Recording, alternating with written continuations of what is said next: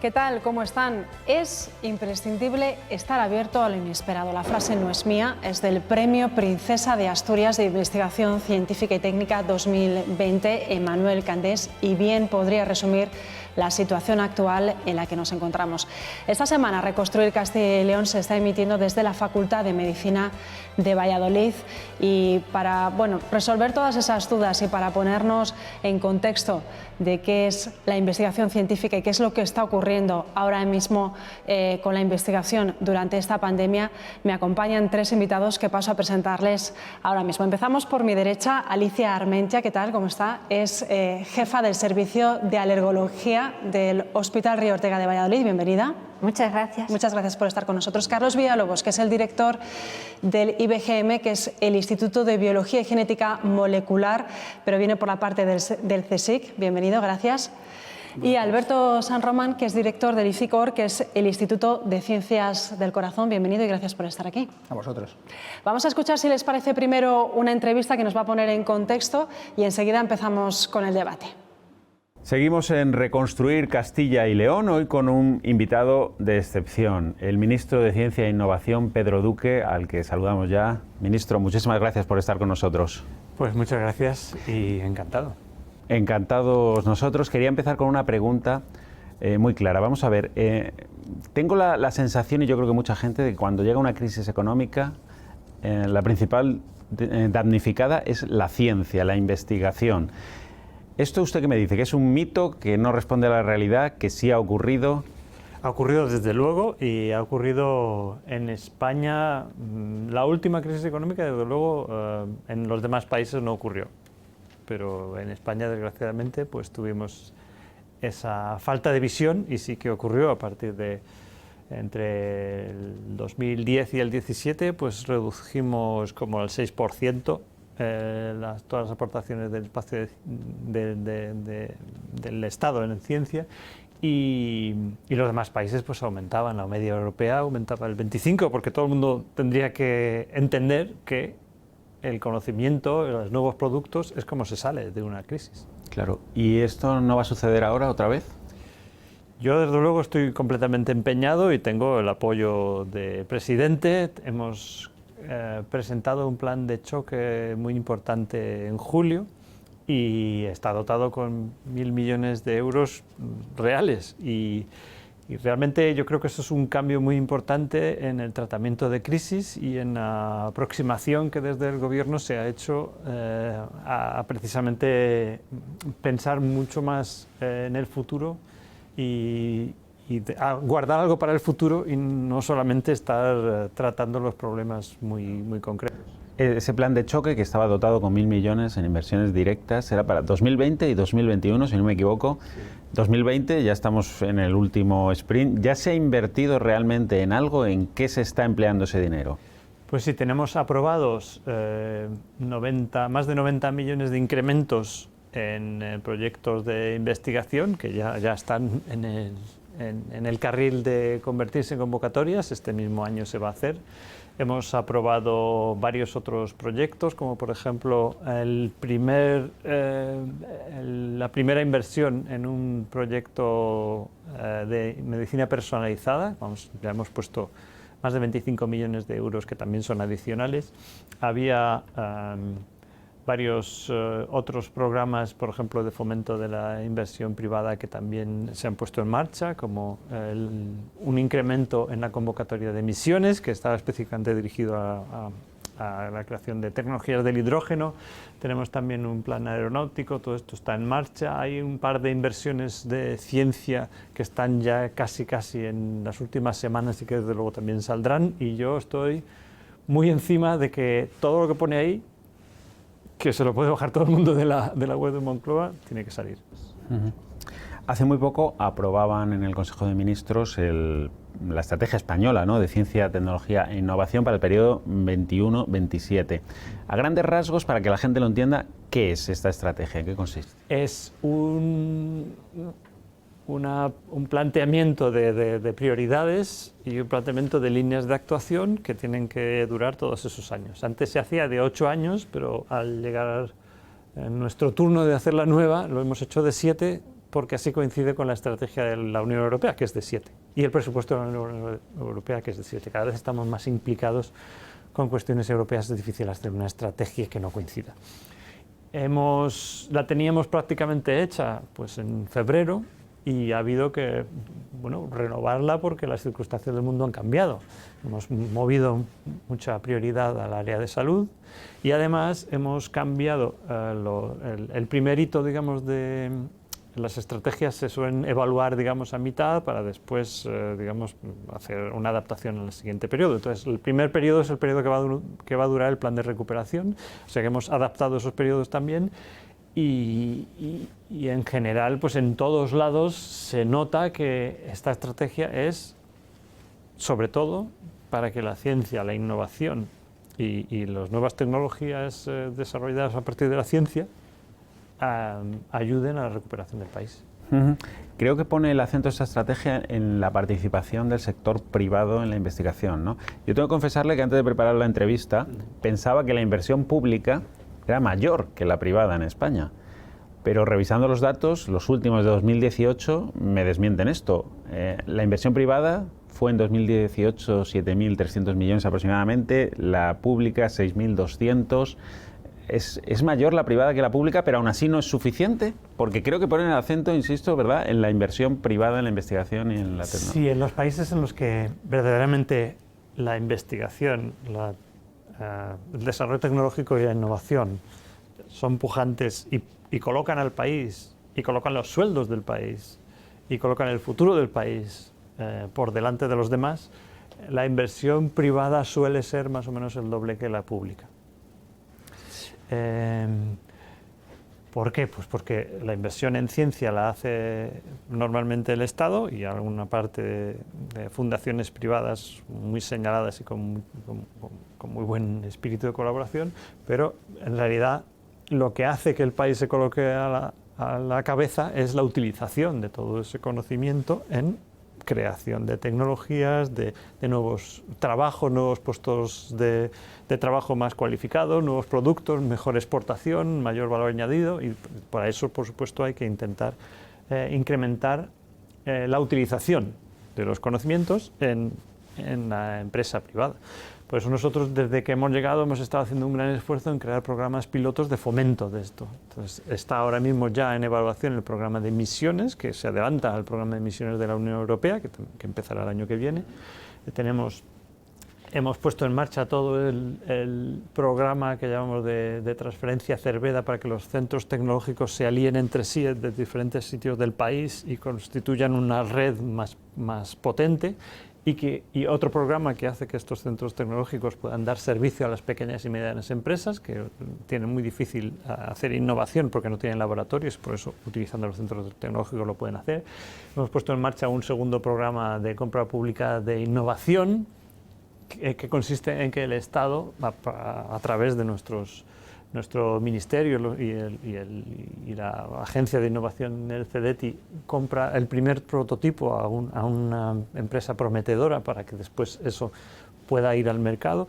Todo esto lo hemos puesto en marcha y creemos muchísimo en eso, y creemos que todos estos programas pilotos ahora con el plan de recuperación se podrán consolidar y por lo tanto serán una contribución muy importante a la recuperación de España.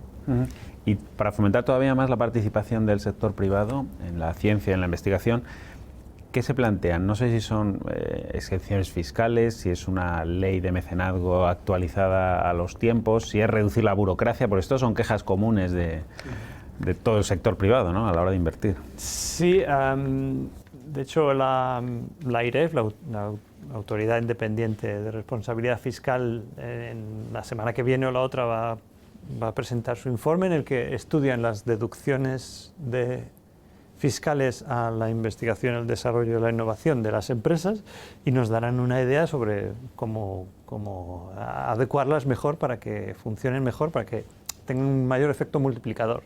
Esto se suele usar el efecto multiplicador. Si el Estado deduce pues 100 euros a la empresa, ¿cuánto ellos invierten? Tendrá que ser más. 1,5, 2, 3, 5, cuanto más grande es el efecto, mejor, ¿no?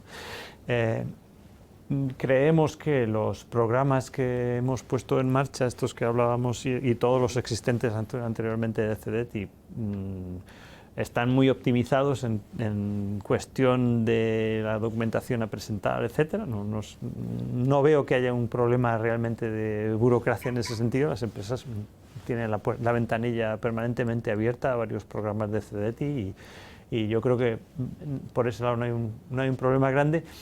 Y bueno, pues por supuesto, cuando tengamos unos años consolidados de un sistema de ciencia donde la gente tenga unas condiciones buenas, los investigadores puedan mirar hacia el futuro, tendremos mucha más transferencia y eso, pues como digo, es un factor esencial. Ahora va a llegar a España en los próximos años 72.000 millones de euros del Fondo Europeo de Reconstrucción. Aproximadamente 12.000, si no me equivoco, van destinados a ciencia, innovación y el Sistema Nacional de Salud, según las líneas maestras que presentó el otro día el presidente del Gobierno, ¿no? Pero claro, ciencia, innovación y Sistema Nacional de Salud, teniendo en cuenta que estamos en medio de una pandemia, dices, bueno, los 12.000 millones no se los va a tragar el Sistema Nacional de Salud, va a quedar para ciencia e innovación. ¿Cómo va a ir ese reparto? Pues va a ser, obviamente, que no están hechas las cuentas, me imagino, todavía al detalle, pero mucha parte de ese dinero va a ser aportación a que los sistemas de salud pues puedan aguantar este tirón tan grande y puedan, digamos, solventar las carencias que tienen de personal, de medios, etcétera, eso por supuesto. Una parte intermedia será una investigación que tendrá que ver con la salud, que será una parte importante de dinero que tenemos más o menos planificada, y por supuesto que tendremos, no va a llegar ni a la mitad, pero va a ser una cantidad muy importante de dinero dedicado al sistema de ciencia, como decíamos, a hacer la reforma, a hacer mucha mayor promoción de la inversión privada, de la creación de puestos de trabajo de alta cualificación, y yo creo que tenemos un plan bastante bien normado y creo que tenemos uno de los países de Europa que más acento ha puesto en la ciencia y la innovación en el plan de recuperación. Cuando hablamos de todas esas inversiones, lógicamente hablamos en el fondo de economía también, de la economía del país, y claro, para garantizar la economía del país o ver un futuro un poco despejado, todos los expertos señalan que es fundamental la llegada de la vacuna, ¿no?, contra el COVID-19, pues para poder recuperar cierta normalidad, ¿no?, en la economía, en el quehacer diario.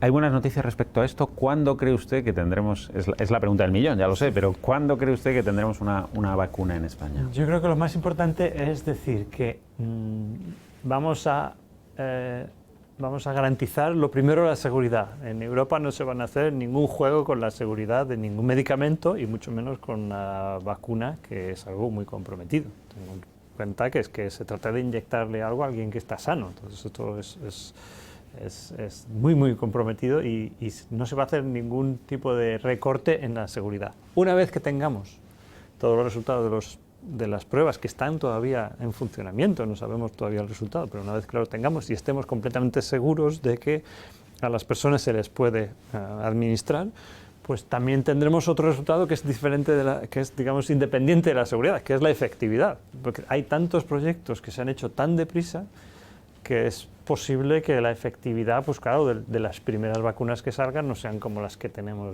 nos daban a nosotros de pequeño, que ya son casi al 100%, pues será algo menos. Entonces habrá que tomar una decisión sobre si, por ejemplo, si es efectiva en el 80% de la población, pues habrá que debatir. Bueno, entonces ya nos vale, ya nos ayuda, ¿no? Y todo eso vendrá más tarde. Es decir, es lo que estamos haciendo tanto en Estados Unidos como en muchos otros países y desde luego la Unión Europea es comprar vacuna por adelantado. Se ha pagado ya a las empresas y ya están produciendo. Y las primeras entregas pues posiblemente sean este año. Pero eso no quiere decir que el otro proceso se vaya a ver, digamos, que le vayamos a meter prisa al proceso de asegurar, por supuesto, la seguridad y, por otro lado, también la efectividad. Así que las dos cosas podrían no venir al mismo tiempo. Podría ser que tuviéramos una cantidad de dosis de vacuna en diciembre, pero eso no quiere decir que vayamos a que vayamos a darnos demasiada prisa, tenemos que esperar el resultado de los ensayos y eso podría ser más tarde que diciembre. España también tiene sus propios ensayos, sus propias investigaciones. En el Centro Nacional de Biotecnología presumen de que será la vacuna más efectiva de todas las que se están estudiando, pero que también llegará más tarde, probablemente por esto de que usted señalaba, ¿no? Sí, las vacunas que ahora mismo están comprándose por adelantado por parte de la Unión Europea, pues tienen una serie de, en fin, están basadas en una serie de tecnologías que, bueno, pues dan pie a hacerlo muy rápido. Y luego hay otro tipo de vacunas que se tiene que tardar un poco más necesariamente, pues por los procesos biológicos necesarios. Y aún así tenemos 12 vacunas en desarrollo dentro de España financiadas con fondos públicos y alguna de ellas empezaremos ya a hacer ensayos dentro de poco. ¿En qué nos vamos a centrar sobre todo? En vacunas que sean de una tecnología diferente de las que se están comprando en el exterior y así tener pues mayor abanico. Uh-huh.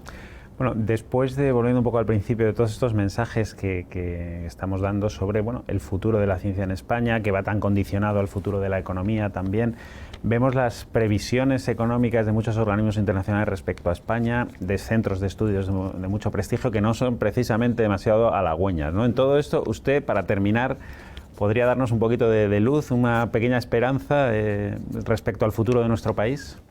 Pues yo creo que tenemos que sobreponernos a un pesimismo excesivo. Por supuesto que en algún momento tendremos una vacuna que sea al 100% efectiva. Quizá, porque todavía nadie ha hecho una vacuna 100% efectiva de ningún coronavirus, con lo cual pues esto está por ver. Pero nos estamos adaptando, estamos aprendiendo cada vez más qué comportamientos nuestros nos alejan de la posibilidad de tener contagio. Y yo creo que eso, ahora llevamos todas las mascarillas o bien estamos manteniendo una distancia suficiente y tenemos ventilado la habitación. Todo eso nos está haciendo que aprendamos mejor cómo mantener la vida lo más normal posible y, sin embargo, pues estar en esta etapa hasta que consigamos vencer del todo el virus. Yo pienso que todas esas predicciones están basadas también en cómo nos vamos a comportar. Si todos nos empezamos a comportar de manera que los contagios bajan, la siguiente predicción será mejor. Así que yo pienso que si seguimos las recomendaciones sanitarias y estas se basan en todas las verdades de la ciencia y si vemos los contagios bajar y mantenemos la presión alta, ¿no? Los colegios siguen funcionando, los niños siguen llevando las mascarillas, las ventanas de los colegios se siguen abriendo para ventilar de una forma muy bien hecha. Pues todo esto hará que las predicciones también cambien. Las predicciones están basadas en qué es lo que nosotros hacemos, ¿no? Muy bien, ministro, pues nos quedamos con ese mensaje de optimismo y le agradecemos su presencia aquí. Muchísimas gracias. Gracias. Y nosotros continuamos ahora con un debate inspirado en todas estas palabras, estas respuestas del ministro Pedro Duque. Sigan con nosotros en Reconstruir Castilla y León.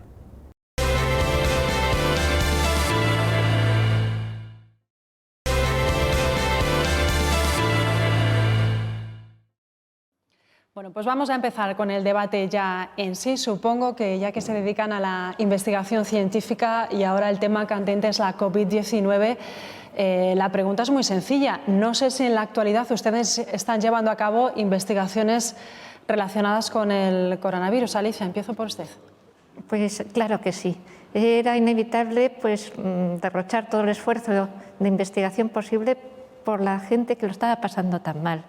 Entonces, nosotros desde el servicio de alergia, que teníamos mucho miedo con los asmáticos graves.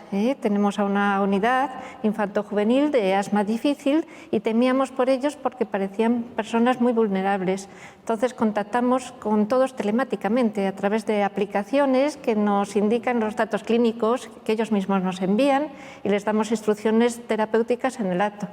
Pero a todos ellos les indicamos que hicieran el tratamiento, sobre todo corticoides inhalados.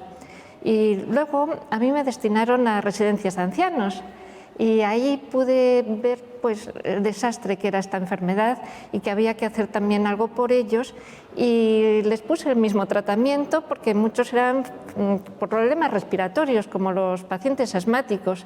Entonces estudiamos a 134 asmáticos graves y 134 pacientes en geriátricos y observamos que a los que les habíamos puesto corticoides inhalados, aunque tenían el COVID, no desarrollaban luego la neumonía ni la tormenta de linfocinas. Parecía que esa inmunidad estaba retenida, como después confirmaron estudios en Oxford, ¿no? Que los corticoides al final eran buenos, al principio se retuvieron, pero después...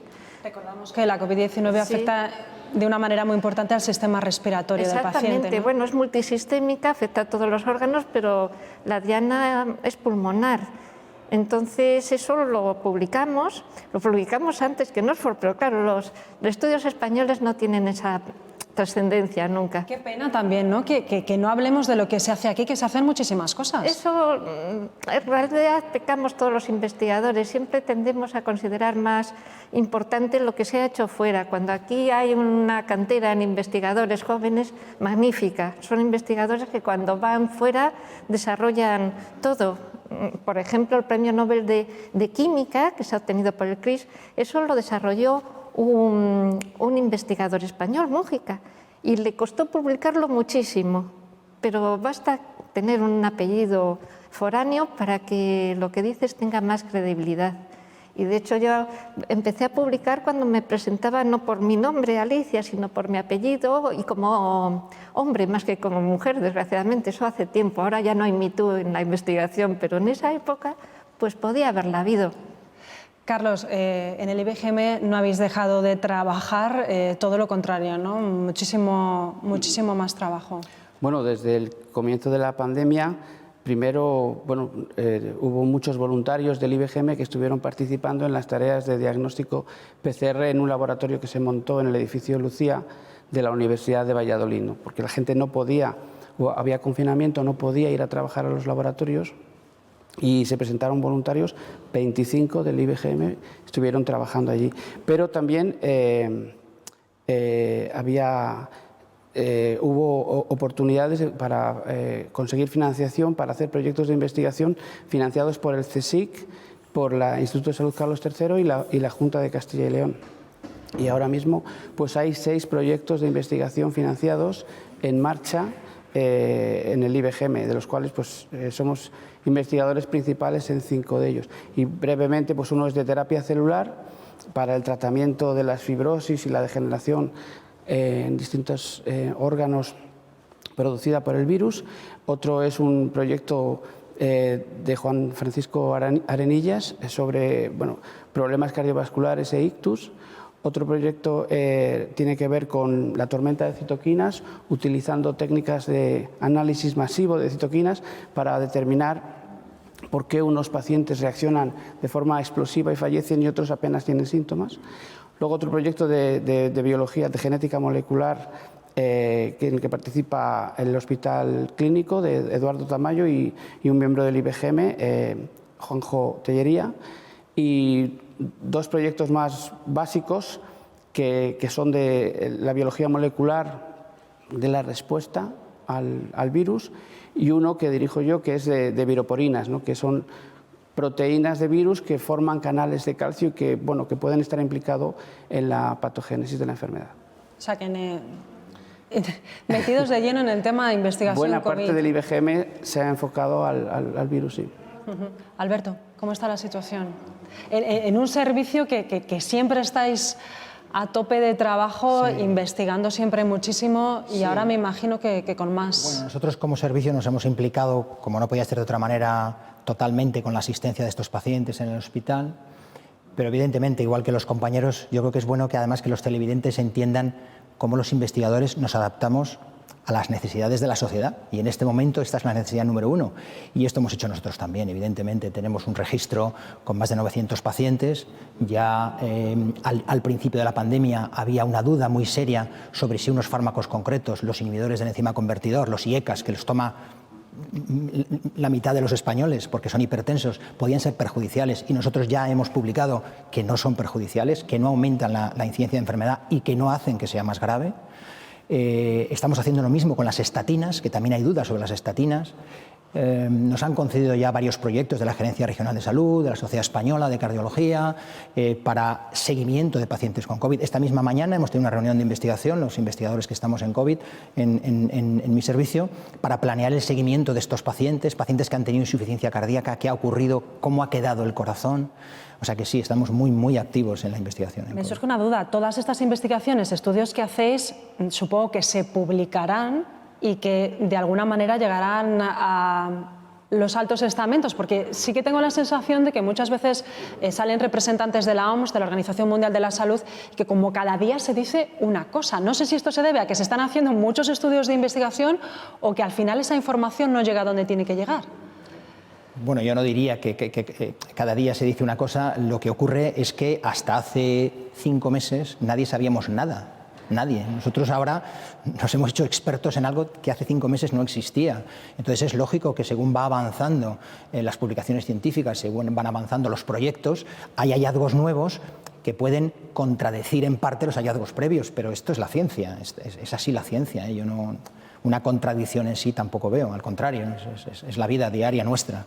Sí, quizás es el desconocimiento que tenemos los telespectadores, ¿no?, de cómo funciona todo esto, ¿no? No sé si estáis de acuerdo conmigo. Sí, en las publicaciones científicas, la clave, que es distinto de otras publicaciones, es que se demuestran cosas, pero eso no es suficiente, lo tienen que confirmar otros. Entonces, lo que se confirma es lo que vale. Si no se confirma, sigue siendo una hipótesis. Yo lo que querría decir a la población es que confíen en las personas que han logrado publicar algo, porque la publicación es muy difícil. Suele haber 4 revisores expertos. Pasa un montón de quebas. Tienes que demostrar las cosas fehacientemente y que sean verdades. Pero en esta epidemia pues ha habido muchos bulos. Muchos tweets por las redes sociales con ideas controvertidas y contrapuestas. Eso pues confunde a la población. La investigación siempre es honesta porque es la base y además pues no gasta ningún recurso porque finalmente todos esos recursos sirven para el bien de los pacientes. Nosotros trabajamos asistiendo a los pacientes también de otra manera, no solamente la asistencia diaria, sino haciendo algo más por ellos para que se curen. Eso iba a comentar. Supongo que la investigación tiene sus tiempos, sus pasos, pero que es algo que es fundamental, surge de la asistencia a pacientes, también de otro tipo de proyectos, ¿no? Pero me imagino que es algo que no puede eliminarse. No puede correr más deprisa de lo que tiene que ir, evidentemente. La paciencia es algo fundamental en los investigadores. La paciencia, la adaptabilidad y el entender que a veces lo que tú creías que iba a salir de una manera, pues no sale. Esta es la realidad, ¿no? Y esa decepción lo que tiene que hacer es levantarte de nuevo para hacerte una nueva pregunta e intentar responderla con un nuevo proyecto. Esta es la vida del investigador. Carlos. Sí que es verdad que yo creo que hay que agradecer que los sistemas de financiación de la ciencia se han dado prisa en esta ocasión y han puesto a disposición de los investigadores básicos y clínicos pues, medios para financiar los proyectos. El resultado, pues un proyecto de investigación estándar son 3 años y si es de investigación de clínica, un poco más, ¿no? Entonces hay que correr, pero yendo sobre seguro, ¿no? Pero ahora esos tiempos se están acortando porque a todo el mundo nos corre mucha prisa que todo esto termine. Se habla de la vacuna que hay. Esta mañana he oído que había como 40 posibles proyectos para vacunas y demás, y al final esos tiempos hay que cumplirlos. Entonces, ahí sí que es verdad que hay expertos que salen que dicen de aquí a 2 años seguirá conviviendo el virus con nosotros, otros que la vacuna ya estará en diciembre. Al final, ¿a quién tenemos que creer? Bueno, yo confío en que no solo la vacuna, sino hay muchos intentos terapéuticos y espero que salga algo que trate el virus ya por su patología molecular, ¿no?, que afecte, como hacen los cultivos, porque yo hablo mucho con agricultores, pues muchas veces la lucha es biológica. Hay agrobacterium y bacterias de los cultivos que son atacadas y estas bacterias se defienden de los virus, hacen transcripciones de material genético y pienso que por ahí va la cosa, por la lucha molecular. Los seres unicelulares, entre ellos el coronavirus, siempre han estado en lucha con los pluricelulares, que somos nosotros. Y algunas veces ganan ellos, como en esta ocasión, pero los pluricelulares son más potentes porque son muchos. Espero que haya una mente privilegiada que descubra un tratamiento, incluso igual antes que la vacuna. ¿Por qué quitar esa esperanza y esa ilusión? ¿Os sentís apoyados por la Administración o solo nos acordamos de la comunidad científica, de los investigadores, cuando pasan cuestiones como esta? Esa es una buena pregunta y la respuesta para mí, y tengo que ser sincero, después de tantos años en esto, es que no me siento apoyado por la Administración, ¿no? Es verdad que ahora ha habido un esfuerzo, pero un esfuerzo por lo que está ocurriendo con la COVID, pero el apoyo de la Administración en general a la investigación ha sido y es escaso. Una cosa es lo teórico. La Ley Nacional de Sanidad ya dice que el Sistema Nacional de Salud tiene que fomentar la investigación. La Ley de Ciencia ya dice que para llegar a la economía del conocimiento hay que fomentar la investigación y la innovación. En general se llena mucho la boca con la palabra investigación a quienes administran el país y la comunidad, y la realidad es que luego son todo intenciones fundamentalmente. Cuando llega la hora de la verdad, y yo hablo del Sistema Nacional de Salud y hablo de nuestro sistema público, el apoyo a los investigadores es nulo. No se apoya a la carrera investigadora. Al final el que investiga es el que pasa por encima de numerosos obstáculos y lo hace por un interés propio y un interés de ayudar a la sociedad. Pero a la hora de la verdad ni se apoya a la carrera investigadora. O sea, el ejemplo, por ejemplo, es que en las oposiciones para entrar en el sistema público, en mi servicio para cardiólogo, el tener la tesis doctoral o tener un artículo excelente vale lo mismo que un mes trabajado. Esto es inconcebible. O que la carrera profesional, el grado 4 de carrera profesional, que es el grado máximo, ahora se esté dando a gente según los años que ha estado trabajando. Yo, por ejemplo, no puedo acceder a eso porque no llevo años suficientes según ese sistema, que bueno, a mí me da un poco igual, pero lo cierto es que no se priman otras cosas aparte de los años trabajados. Entonces, en ese sentido, los investigadores nos sentimos, yo personalmente me siento un poco solo, un poco muy atendido por la sociedad, por los medios que os interesáis, pero poco atendido a la hora de la verdad por la Administración. Carlos. Pues estoy bastante de acuerdo con lo que dice José Alberto, porque esa es la realidad y un poco la triste realidad, ¿no?, de un poco de nuestro país. Sí es cierto que, digamos, en esta ocasión y con motivo de la pandemia, pues ha habido un esfuerzo, por lo menos de agilidad, de sacar rápidamente fondos y reclutar investigadores, grupos de investigación para responder a la situación. Pero, por ejemplo, nosotros que estamos gestionando bastante dinero procedente de estos fondos, pues no somos capaces de hacerlo y puede que se pierda dinero porque el procedimiento administrativo para gastarlo excede nuestras capacidades. O sea, no puede ser que para comprar reactivos tengamos que hacer un pliego de condiciones como si estuviéramos en un ministerio. Entonces, no sé el detalle final de la cosa, pero los investigadores estaban desesperados, ¿no?, porque no podían comprar los reactivos porque el procedimiento exigía 5 meses. Entonces, ¿de qué sirve sacar un procedimiento rápidamente para financiar si luego para gastarse el dinero y comprar los reactivos necesitas medio año? Es un poco absurdo. Creo que es lo que ocurre en este país siempre, que al final la burocracia es en la que tenemos que invertir más tiempo cuando al final tendríamos que estar a otras cosas, ¿no? Hay un exceso de normativa que ha venido en los últimos años y entonces, digamos, la visión de los investigadores como ratas de laboratorio es contraria. Ahora es ratas de despacho y de hacer papeles continuamente. ¿Se puede cambiar eso? Esperemos que se cambie. Desde aquí lo quiero denunciar. Pues a mí me gustaría que la burocracia cambiara, que estas aplicaciones tan importantes, tan grandes, que rellenamos y que se estropean cada 2 por 3, se retiraran, que se demostrara el valor de la investigación por lo que sale de ella, por lo que se publica, por datos objetivos, no por meter puntitos y cuadraditos en una serie de papeles. Yo me siento, siento que la investigación es un deber. Mi padre trabajó mucho viajando y representando sus productos agrícolas y volvía con su traje y al quitarse la chaqueta la camisa estaba mojada. Yo digo, yo debo de hacer algo para satisfacer el esfuerzo que está haciendo este hombre por mí.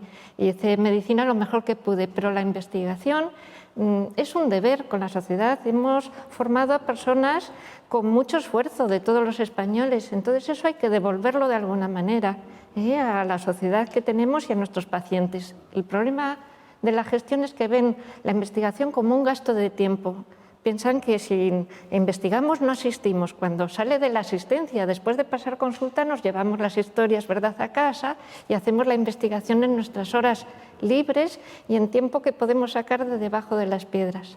Quizás por ese desconocimiento que teníamos entre todos los que no pertenecemos a esta comunidad científica de que, bueno, vemos la investigación como algo muy a largo plazo y que luego desconocemos si se lleva a la práctica y en muchas ocasiones se hace, ¿verdad? Claro. Otra cosa es el miedo a que perdamos recursos, cuando no hay pues memorias económicas más revisadas que los proyectos de investigación, que nos miran hasta lo que gastamos en clines. Eso es totalmente honesto y además el rendimiento que se obtiene de una investigación que sale adelante en royalties y en patentes, pues es inmenso. Comparado con las pequeñas ayudas que nos ofrecen, que son pequeñas, me dan un poco de envidia a mis compañeros, pero a nosotros nos cuesta muchísimo tener una beca o una ayuda. Alberto, no sé si querías añadir algo. Yo creo que el problema es un problema conceptual en el sentido de que la Administración considera que la investigación es un gasto, ya no de tiempo, sino de dinero. Porque no ven ese largo plazo, ven el corto plazo y les cuesta entender que la investigación no es un gasto, genera riqueza. La investigación atrae fondos, la investigación atrae personal, la investigación hace que pueda estar gente aquí trabajando en Valladolid en vez de estar en otro sitio. La investigación retiene talento y además está demostrado que en los hospitales los servicios que hacen investigación tienen mejores marcadores, indicadores de calidad. Hacen mejor la asistencia, porque los grupos inquietos, con ganas de aprender y con ganas de preguntarse cosas, son al final los que mejor atienden a sus pacientes. Y además, cuando tú atiendes al paciente, es cuando te haces las preguntas clínicas que luego tienes que resolver. Entonces, no hay duda que la asistencia y la investigación van juntas, pero no somos capaces, y esto es culpa nuestra, de nadie más, de convencer a la Administración de que esto debería ser una prioridad. Porque al final ellos establecen otras prioridades porque hay otros grupos que son capaces de decirles que eso son prioridades y les convencen. Nosotros no somos capaces. ¿Y qué haría falta? Pues que el ranking porque sí que, sí que hay asociaciones, claro, fundaciones. Nos hacen muchos rankings y ver cuál es el mejor hospital de España y se basan en criterios de atención al paciente. Contra más atiendas, más lista de espera, pero no en criterios de curación y de investigación. A un hospital bueno como el Johns Hopkins o el Mount Sinai se le conoce por la calidad de la investigación que sale de ellos y por eso, ahí que la sanidad es privada, van a hospitales buenos. ¿Y cuáles son los buenos? Los que investigan mejor, porque saben que ahí obtienen más niveles de curación. Pero la curación no se mide cuántos hemos atendido, cuánto tiempo. Y luego pues hay miedo al fracaso, porque muchos proyectos de investigación no llegan a buen puerto, no se consigue el objetivo. Pero eso es algo normal, ¿no? Claro, no todo pero tiene por qué ser llegar a un resultado positivo. Hombre, Watson de General Motors decía que el que consigue más éxito económico es el que va de fracaso en fracaso hasta el último en el que logra el éxito, ¿no? Entonces, ¿por qué no tener más confianza? Le falta a la Administración confianza en nosotros, en que estamos haciendo lo que debemos de la mejor manera que podemos hacer y con toda la ilusión del mundo, porque estamos orgullosos de estar en nuestro hospital y en nuestra ciudad, en Valladolid y en Castilla y León y en España, y queremos sacarlo adelante. Pero no sé si esa confianza, por ejemplo, Carlos hablaba que hay muchas asociaciones médicas, centros, no sé si os falta unión para poder convencer a la Administración. Bueno, ¿O de qué manera se puede hacer? Me gustaría explicar cómo funciona la investigación, digamos, hoy en día en los centros más competitivos. Funciona como el Real Madrid. El Real Madrid, la gente cree que paga a Cristiano Ronaldo, pero es al revés, es Cristiano Ronaldo el que paga al Real Madrid porque genera la venta de camisetas, los trofeos, los goles, los campeonatos, y genera riqueza y paga al Real Madrid. En Harvard contratan a los mejores del mundo, y porque son capaces de traer millones de dólares, de los cuales pagan la mitad a la universidad. Es decir, la universidad está financiada por el talento. Entonces ellos, por definición, solo traen al mejor talento, porque si no, no lo financian. Ese es un sistema que tienen en los países anglosajones, ¿no? En España no es así. Pero la clave de mejorar y de llegar a publicar en los mejores sitios es el talento y la capacidad que tengamos de atraer a los mejores de los nuestros o de los otros. Entonces, la capacidad de atracción de España ahora mismo es pequeña. por la situación política, la situación económica. Nosotros tenemos gente, españoles en Harvard, y no quieren venir, son muy buenos y lo podrían hacer muy bien, porque no les gusta lo que está pasando. Pero tenemos que ser capaces de atraer a gente de una manera sencilla, porque el procedimiento para contratar a un buen investigador puede durar 2 años y medio. Cuando ya le tienes, dice, no, ya es que estoy trabajando en otro sitio. O sea, eso todo hay que agilizarlo. Sí. Si me permites, en el hospital ni siquiera podemos plantearnos contratar a un buen cardiólogo, en mi caso, de Harvard, o ya no de Harvard, de Barcelona o de Madrid. No lo podemos. Hay que ir a un listado por orden, que es la bolsa de empleo. No nos dan opción a coger a los mejores. Otra vez la burocracia. Bueno, eso más que la burocracia es una decisión política explícita de decir que todos somos iguales. Y no somos todos iguales. Igual que no somos iguales para la asistencia, mucho menos para la investigación. Entonces, el que yo, como jefe de servicio, a la hora de contratar a alguien, no pueda plantear en la dirección, mira qué currículum tiene de investigación, lo que nos puede aportar, hombre, esto va mucho más allá de la burocracia. Esto es que no hay intención política de favorecer la carrera investigadora. En este momento es así, esa es la realidad. Hacemos lo que podemos, los traemos como podemos, la dirección de mi hospital concretamente me apoya siempre en todo lo que se puede, pero lo cierto es que es muy complicado con las normas que tenemos actualmente. Normas que existen en España y que en otro país como Estados Unidos estamos viendo que ni por asomo, que siempre en algunas comunidades no es así. En algunas comunidades sí. Son mucho más porosas a la atracción de talento. Es más fácil en otras comunidades contratar a una persona por sus características específicas que contratarla aquí. Yo hablo del Servicio Nacional de Salud aquí, en Castilla y León. Aquí hay muchísimas limitaciones. Es que hablábamos de formación, hablábamos de retención de talento y tampoco se entiende que, por ejemplo, estamos en la Facultad de Medicina, una de las mejores de España, y el dinero público se gaste en la universidad para formar a gente, que salga gente súper preparada y que luego esa gente se vaya fuera de Castilla y León. Y es que además, pues aquí hay yo que pues estoy con los estudiantes, llevo muchos trabajos de fin de grado y tesis, veo que tienen un talento innato, es cuando más talento tienen las personas jóvenes, y también se puede obtener información. Por ejemplo, recuerdo de una técnico que me dijo, ¿por qué el cannabis, las drogas, que son vegetales, no dan alergia? Y ahí salió una línea de investigación que ha sido muy fructífera. Entonces tienen ideas vírgenes muy buenas.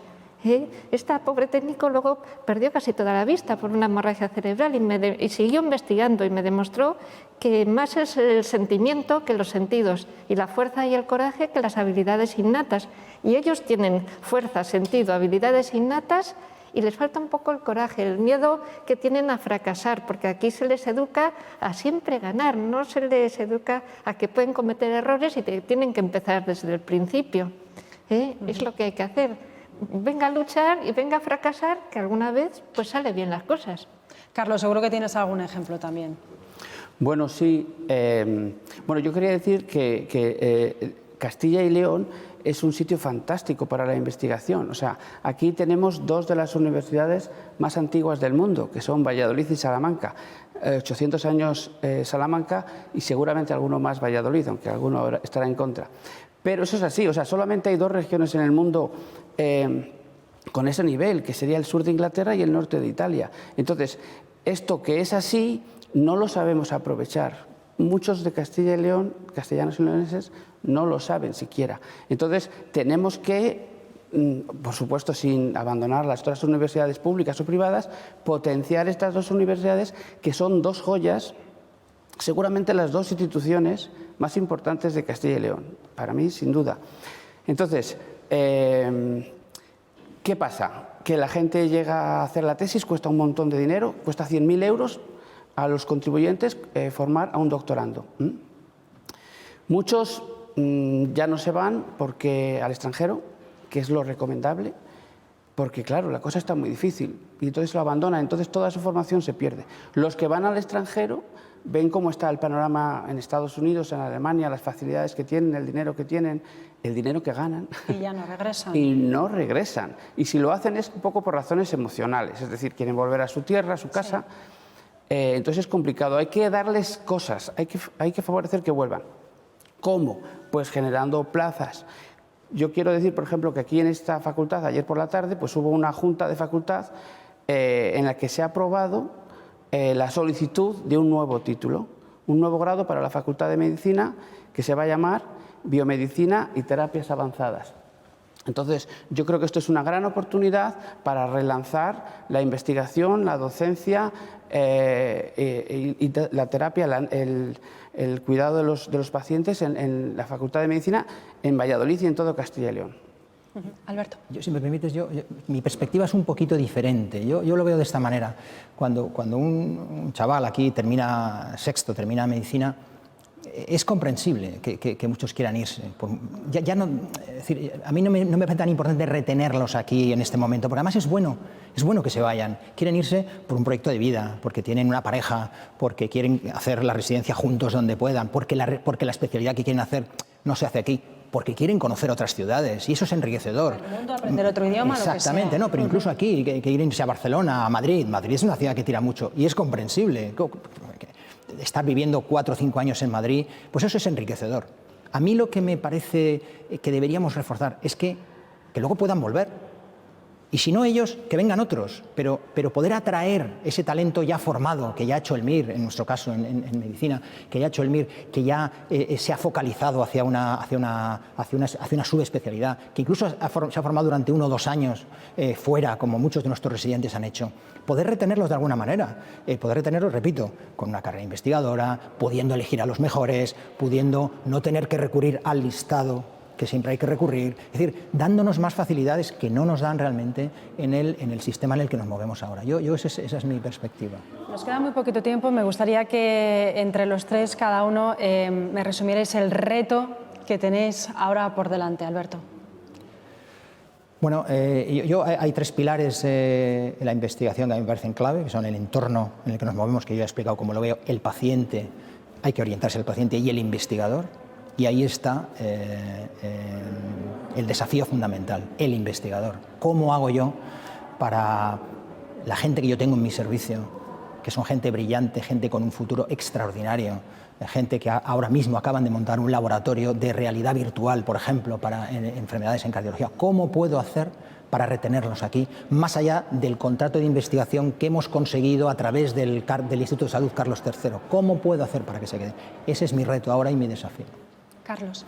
Bueno, yo como director del IBGM, mi reto desde luego es relanzar el IBGM en la investigación biomédica, sobre todo en el aspecto del COVID, para tratar de paliar, pues aminorar el daño de esta enfermedad, y con el nuevo contribuir al reto del nuevo grado en biomedicina y terapias avanzadas, para ver si conseguimos entre todos tener un instituto sanitario en Valladolid, que bueno, sería muy importante para la ciudad.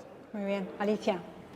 Pues seguir ilusionando a las jóvenes, a los alumnos, incitarles a investigar como algo que tiene que ser, si no obligado, pues muy satisfactorio, que todo lo que cuesta, pues al final es lo que da más felicidad.